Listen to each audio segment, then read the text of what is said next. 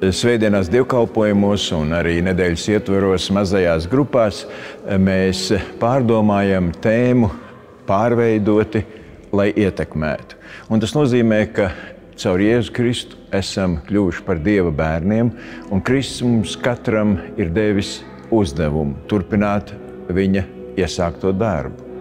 Un viens no veidiem, kā mēs varam savu piederību Kristum stiprināt un savu misiju šajā pasaulē, kurā dzīvojam, piepildīt, ir draudze, kurā mēs ne tikai pagodinam un slavējam Dievu, bet arī kalpojam un ticībā pieaugam. Un tāpēc šajā svētdienā domāsim par draudzes nozīmi un draudzes ietekmi šodienas pasaulē, kurā mēs dzīvojam.